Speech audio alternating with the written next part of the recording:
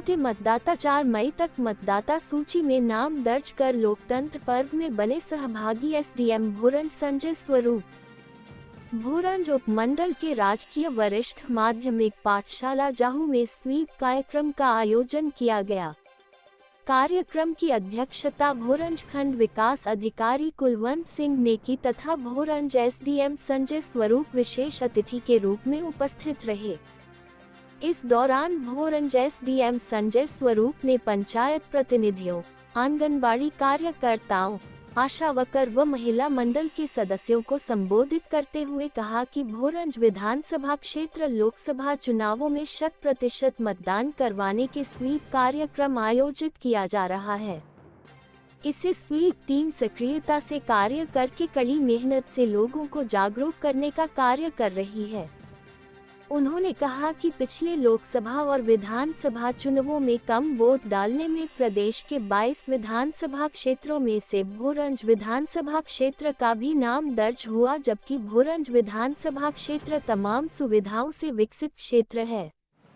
ऐसे में 10 बूथों पर वोट न डालने की उदासीनता भारतीय लोकतंत्र को कमजोर बनाती है। इसमें जाहू पंचायत का भी एक बूथ भी शामिल है। उन्होंने कहा कि भारत दुनिया का सबसे बड़ा लोकतांत्रिक देश है, इसलिए प्रत्येक व्यक्ति को वोट देने की स्वतंत्र व निष्पक्षता कर अधिकार दिया गया है।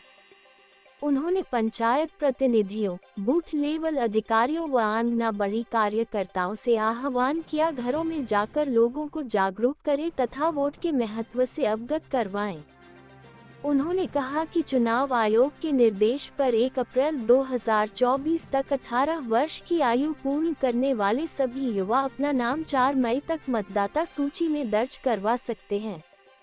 इस दौरान स्वीप के नोडल अधिकारी अनिल डोगरा, टीम के सदस्य पवन रानगढ़ा, कमल प्रकाश, ब्लॉक समिति सदस्य प्रेमलाल, पंचायत प्रधान अनुराधा शर्मा, उप प्रधान चमन लाल, जाहू स्कूल प्रधानाचार्य रमेश ठाकुर, एनएसएस जिला समन्वयक राम लाल, वृत्त पर्यवेक्षक सुनील नड्डा, आंगनबाड़ी कार्यकर्ता सावित्री रानगढ़ा, प्रोमिला देवी, संतोष कुमारी, परमिला, वीना देवी, बीएलओ सरला देवी, अंजना देवी, बिमला देवी, पंचायत प्रतिनिधि जगदीश चंद शर्मा, मंजू, राजकुमारी, सिमरो देवी, उषा देवी, जोगेंद्र सिंह, नवल किशोर, करनी देवी, राजकुमारी, पंचायत सचिव माया देवी, आशा वर्कर सीमा देवी, सुनीता बेगम व अन्य ग्रामीण उपस्थित रहे।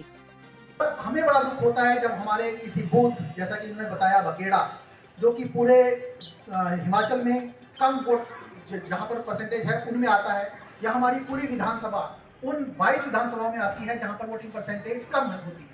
जबकि हम दोनों तो यहाँ के रहने वाले भी नहीं हैं, हमारे को दुख नहीं होना चाहिए, लेकिन हमारे को दुख होता है क्योंकि हम जहाँ जाते हैं, जहाँ का हम राशन खाते हैं, जहाँ का अनाज खाते हैं, उसके प्रति समर्पण भी हमारे में होना चाहिए। तो और आप तो यहाँ के बाशिंदे हैं, आपको तो यहाँ पर जीना मरना सब यहीं पर है, रिश्तेदारी सब यहीं पर है।